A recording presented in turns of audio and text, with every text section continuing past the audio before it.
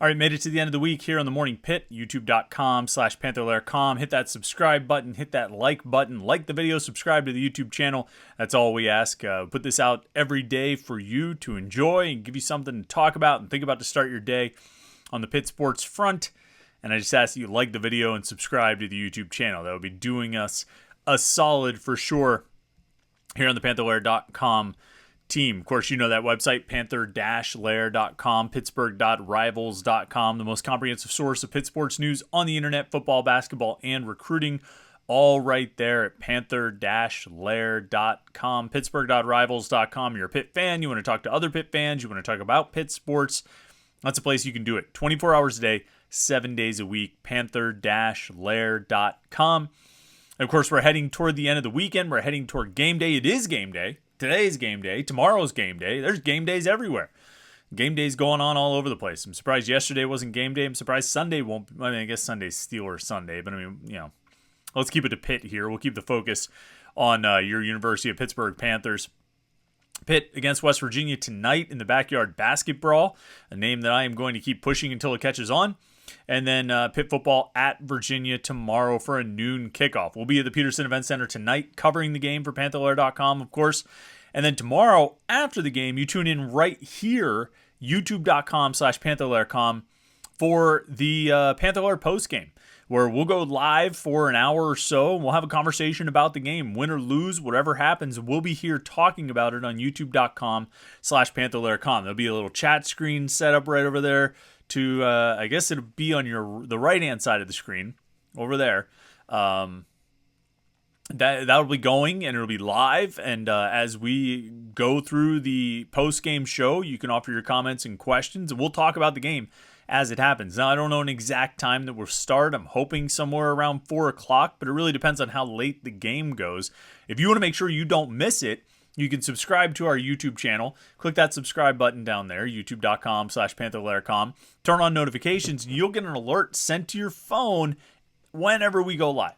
So you're like, oh, I don't know what time the post-game show is going to start. Twitter has died, and so I have no way to get that information. How am I going to know when they start the post-game show? Well, that's how.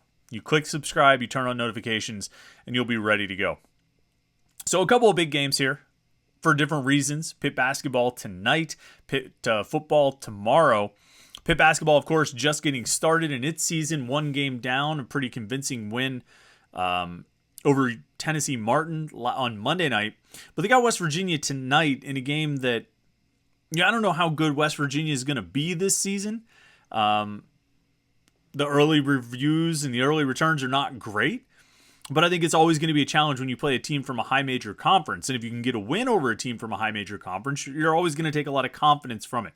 And the thing I talked about, earlier this week, as you look at this game, West Virginia opened their season with a win over who they played, Mount St. Mary's. And really the key there, West Virginia turned the ball over a ton of times, but they won because they doubled up Mount St. Mary's in rebounds. And that was kind of it, And then they forced a lot of turnovers too. But the thing that really stood out, there was the rebounding for West Virginia, but it was Mount St. Mary's shooting. Shot 48% from outside. Pretty low from inside the arc. I think they were under 25% from inside the arc, but they shot well from outside. And if there's a vulnerability in West Virginia's three-point defense, this might just be the Pitt team that can take advantage of it. And so this is an interesting test because it's a power conference team, a high major conference team, and that's always going to be sort of a measuring stick any time you play a team from a high major conference, whether it's West Virginia tonight or Michigan, Northwestern, Vanderbilt down the road. Not to mention when you get into the ACC, of course. But if you play a team from a high major conference, it's always going to be a measuring stick. But this could be a unique opportunity to really find out about the shooting on this team. We all have high hopes for what the shooting can be. I think the Pitt coaches, certainly included, have some high hopes for what the shooting is going to be on this team. And look, what they've done so far, even if they didn't shoot a great percentage against UT Martin, they were willing to shoot a lot. They put up a lot of shots.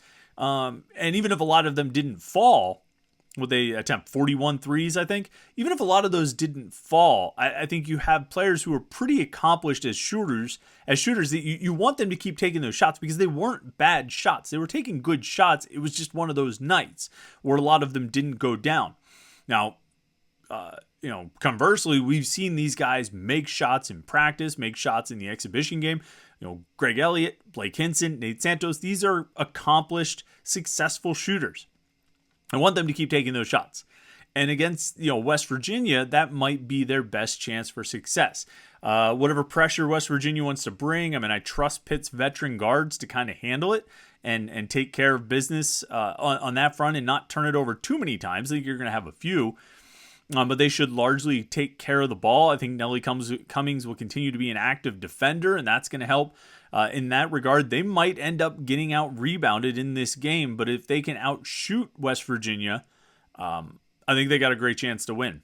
I think they're still underdogs, for whatever that's worth. Second game of the season, I'm not sure that it's worth a whole lot, but I like their chances. I'm probably going to pick them to win because I do believe in this team's ability to shoot, and I think that'll be the difference in this game.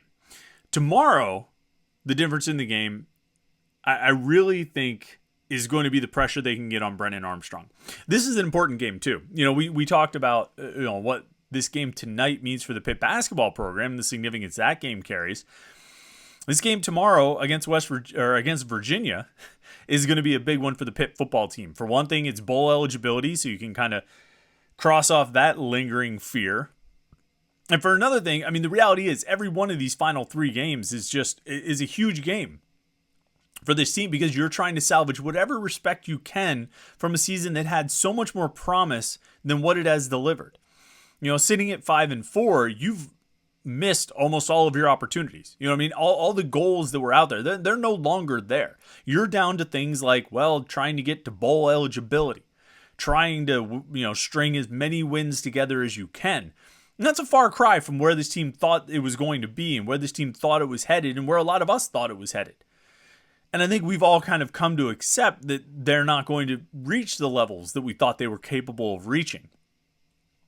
And we probably accepted that a long time ago. Probably somewhere around the Georgia Tech game. I think that was what sort of locked it all up. But they're going to still keep playing these games, and the opportunities that are there now are the opportunities to, like I said, get bowl eligible and then string together as many wins as they can and try to salvage whatever respect they can from an otherwise lost season. And so that's the opportunity that's presented to Pitt tomorrow against a Virginia team that, quite frankly, has not been very good this season. 3-6 overall, one win in the ACC. That one win coming over, who else? Georgia Tech, of course. Sort of disappointingly there, just to rub it in Pitt's face again that, Georgia Tech, is really a team that they should not have lost to. But this Virginia team is averaging 18 points per game.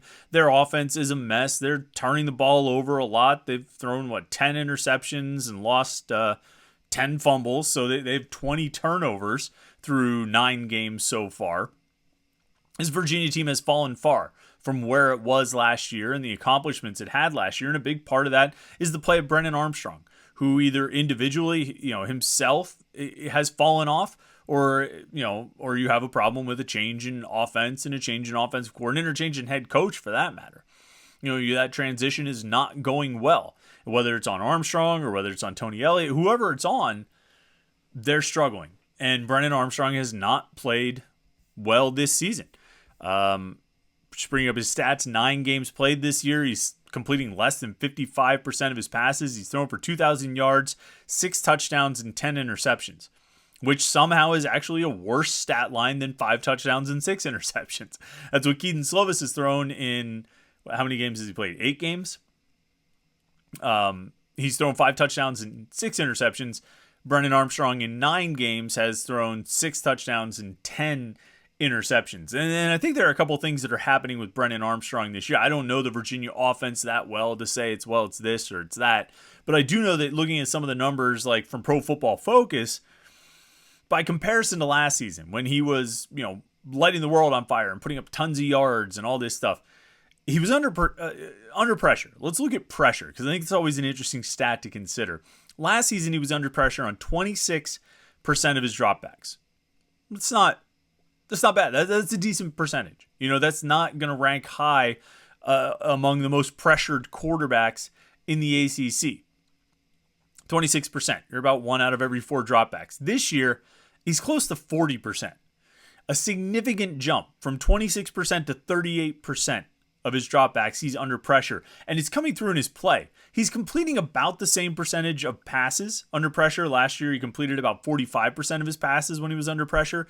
This year, it's 47%. So roughly, he's having roughly the same success in terms of getting the ball to his receivers under pressure, but he's thrown 8 interceptions this year under pressure. Last year, he didn't throw any. He had 3 touchdowns and 0 interceptions when he was under pressure. This year, 3 touchdowns and 8 interceptions. 10 interceptions total, 8 of those coming when he's been under pressure. You have to get pressure on Brennan Armstrong. And Miami, I think, had an interesting approach in how they went after Armstrong in that game that Miami won a couple weeks ago, that 14-12 disaster of a game. Went to overtime, right? Miami got pressure on Armstrong more than 40% of his dropbacks, but they blitzed on just 11% of the plays. I think that's interesting because you look at different teams have taken different approaches. Louisville blitzed Armstrong close to 50% of his snaps, and he completed 70% of his passes against those blitzes. When he was blitzed, when Louisville blitzed Brennan Armstrong, he completed... They blitzed him close to 50% of his dropbacks. In the game, he completed 70% of his passes. His only 300-yard game of the season came against Louisville, who blitzed him more than anyone else has all season. And I think that's interesting. I don't expect Pitt to call off the Dogs altogether and go as low as Miami did with 11% blitz percentage. But I definitely don't think they're going to be blitzing at a 50% rate. Given how it looks right now with the way Virginia's offensive line is playing, you might almost have more success trying to rush with 4 and I don't want to say play coverage because that's a dicey proposition with this defense, as we know, but to some extent, yeah, rush with 4 and try to cover and force him, try to get pressure and force Armstrong to make some of those throws where he has struggled this year and he's gotten picked off a decent amount. He's gotten picked off almost twice as much as he's thrown touchdowns. So that might be the move. Now, I think Pitt is going to blitz more than 11% of the snaps just because on 3rd and medium to 3rd and long, they like to blitz. They run that Delta defensive package where it's 3 down linemen and 3 linebackers and 5 DBs with the extra DB being a safety. And they like that look, not necessarily. I've come to think, we initially talked about that when Pat Narduzzi first got to Pitt. We talked about that as being sort of a nickel variant. But a nickel defense kind of implies like a coverage. And the Delta defensive sub-package, I've really come to realize, over the last few years, and it's something Pitt has used since Narduzzi arrived, but I've come to realize that it's not really a coverage package. It's a pressure package. Even though they have 5 DBs on the field, the real action in that package, the thing that's most interesting to watch is those 6 guys up front, the 3 down linemen and the 3 linebackers. Because any one to all 6 of those guys could be coming. And it's almost a fun game. Here's what I recommend you do, all right? When you watch this game tomorrow,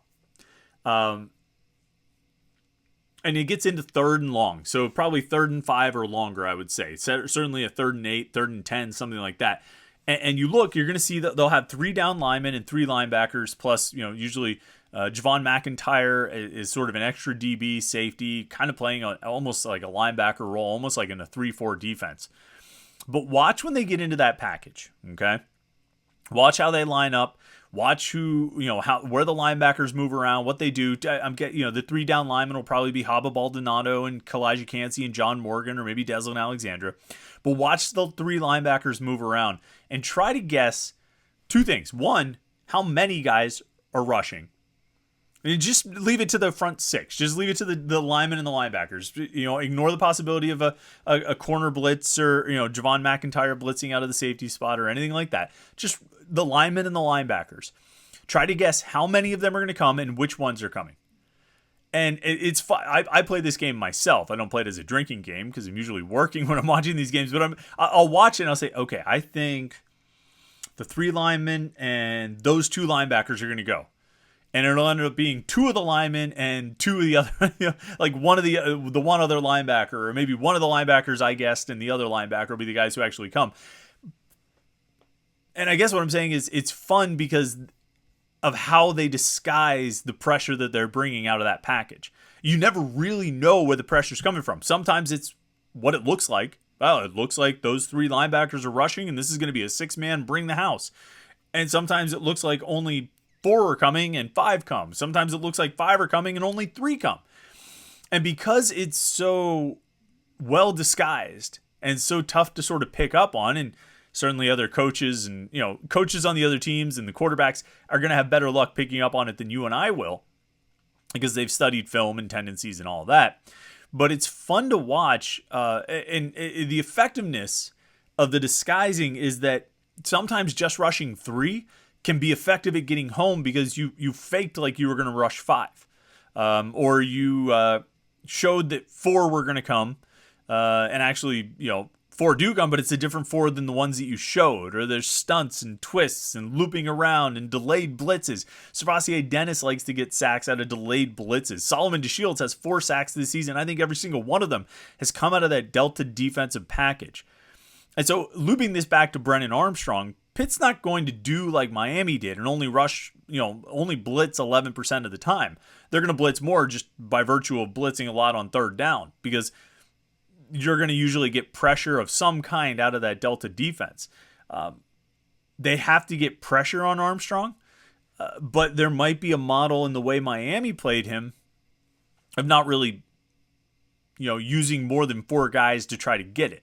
Now, that hasn't always been effective for Pitt this year. Kalijah Cansey's had a great season, but Habo Baldonado doesn't have the production either in the pressures or the sacks. John Morgan doesn't have it. Desmond Alexander had a huge game last week against Syracuse, but that was really a breakout game for him. They haven't gotten the production out of the front 4, but they're going to need to try to, I think at least initially, they're going to want to try to get it out of the front 4 in this game tomorrow. And maybe sort of see if they can get to Armstrong without blitzing. And if they can, it's going to be a long day. If you watch these first few series and the front 4 is getting to Brennan Armstrong and pressuring him and giving him trouble on early downs to then set up a 3rd and long where they bring in that Delta package, I think it's going to be a really long day for Virginia, and it's going to be a good day for Pitt, because that's going to give them an opportunity to do what they ultimately need to do, which is, not have to score a lot of points. And Virginia, their defense has actually been pretty good this season. They haven't given up a ton. Obviously, when you have a 14-12 game, no matter which side of it you're on, you did pretty well. Duke scored 38 on Virginia. Louisville scored 34. Carolina only scored 31. Richmond scored, Richmond only scored 17. That was the other side of the ledger. So, largely they, Illinois had 24. But Syracuse was a 22-20 game. Georgia Tech was a 16-9 game. Miami was a 14-12 game. Their defense has been pretty stout. They haven't given up a ton. Pitt's going to test their run defense and see if they can stop Pitt's run. I don't think they're going to be able to, just because for the better part of this season, nobody's been able to really effectively stop Pitt's running game. It's really just been Pitt that has stopped Pitt's running game. And so I don't think Virginia's going to have too much success there. And I think they'll be able to get the run game going. And then, Pat Narduzzi said something interesting this week. He said it yesterday that he felt like last Saturday against Syracuse was maybe the sharpest Keaton Slovis has been all season, which is interesting because I think that's interesting because if you then stack that on top of the North Carolina game where he really had the play action game going and he was hitting some deep shots on play action passes, not much else, but he was hitting those. You add in some of the sharpness from the Syracuse game, first interception notwithstanding, maybe Slovis is building towards something here. And maybe he takes another step forward tomorrow and works in concert with the running game to have a little success against a Virginia defense that's been pretty stout. But I ultimately think it's going to come down to holding Virginia's offense in check, not giving up too many points so you can win another low-scoring affair. It's worth noting that Virginia could be without its top 3 receivers, at least top 3 in targets, 3 of its top receivers in receptions this week. I don't know if all 3 are going to be out. Who is it? Wicks, Thompson, and Davis Jr. That's 3 out of the top 4 receiving targets on this team. The top 3 guys in targets, 3 out of the top 4 in receptions. I don't know if all 3 will miss this game, but it's possible that 1 or 2 might. It's also notable that no quarterback has had more passes dropped. No ACC quarterback has had more passes dropped this season than Brennan Armstrong. 32 drops.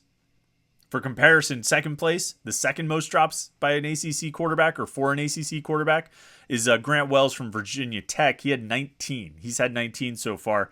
Keaton Slovis, in case you were curious, this is all according to Pro Football Focus, has had 11 of his passes dropped. So that's been a big problem for Brennan Armstrong. Certainly contributes to a completion percentage that's below 55%.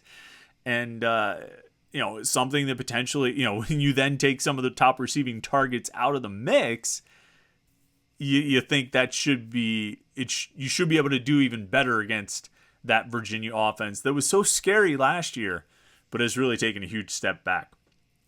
So, the game plan, play tough defense, get pressure on Armstrong.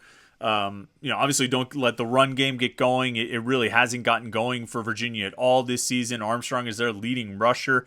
More than half of his rushing yards have come off of scrambles, and he's been sacked 25 times this year. So get after him.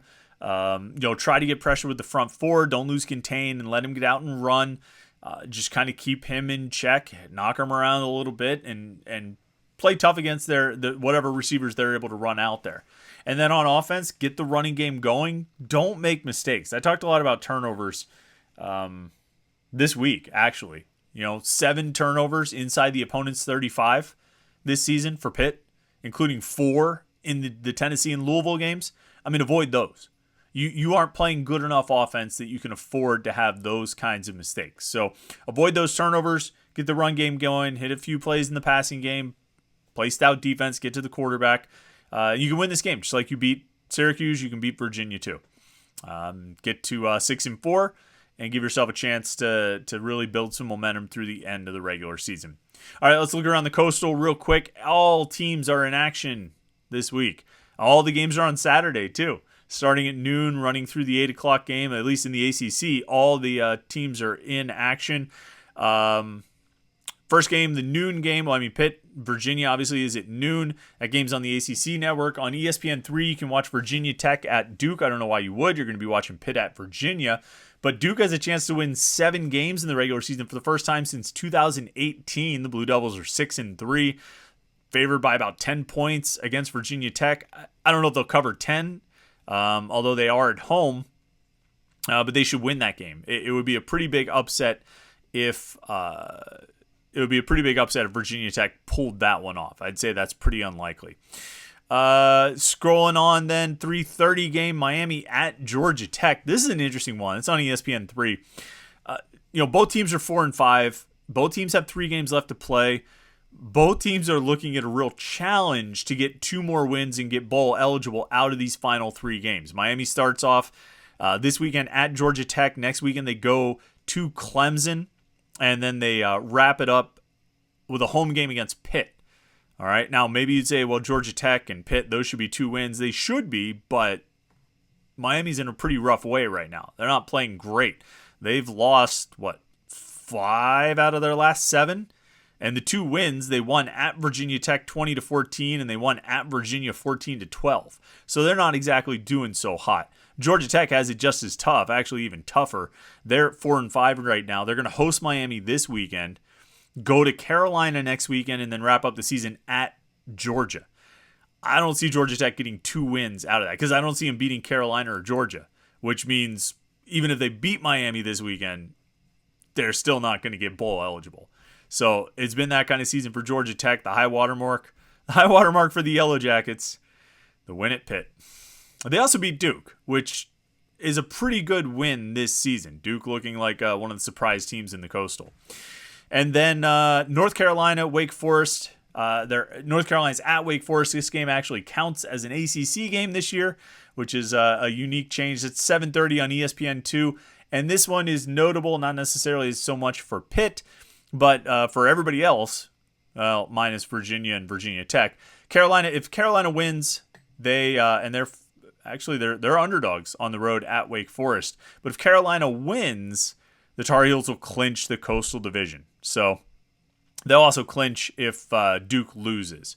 So if Duke loses to Virginia Tech in the noon game, then Carolina clinches without even doing anything against Wake. If Duke wins, Carolina can clinch with a win over Wake Forest. Pitt got eliminated last week when Carolina beat Virginia, so that one was kind of wrapped up. But yeah, that's sort of the state of things right now. That's what's happening in the Coastal this weekend. Obviously, your focus is going to be on Pitt at Virginia. Pitt, as of last night, was a 4.5 point favorite at the Cavaliers. I don't know about covering. You only got to win by one, and this team might just have a couple 1 point wins in them somewhere along the line. I think they can take care of business. I think they can get it done. I think this ultimately will be a good weekend for Pitt fans. I do. I think Pitt basketball will beat West Virginia tonight, and I think Pitt football will take care of Virginia tomorrow. I don't know what the Steelers are going to do, but Pitt will try and do its part to give you a good weekend sports-wise, or at least get you to Sunday feeling good about things. So we'll see if the Steelers can keep that up as well. And we'll see if my predictions come true. They usually don't, so I hope I didn't just jinx things, but that tends to happen as well. Listen, so thanks so much for watching the Morning Pitt this week. It's been a lot of fun as always. Really enjoyed it. Glad we made it through the end of the week. Make sure you subscribe to our YouTube channel, youtube.com/Panther-Lair.com. Like this video. We appreciate that very much. And stay tuned to Panther-Lair.com, Panther-Lair.com, Pittsburgh.rivals.com all weekend for all the latest Pitt sports conversation, discussion, news, insight, analysis, all the things you need to enhance your Pitt sports experience. Panther-Lair.com. Hope you had a great week. Thanks again for tuning in today and all week. And have a great Friday. Enjoy the game tonight. Enjoy the game tomorrow. We will talk to you live after the game tomorrow night, probably around 4:30, I think is when we're going to go live. I'll let you know for sure. But we will talk to you tomorrow after the game for the live Panther-Lair postgame right here on youtube.com/Panther-Lair.com.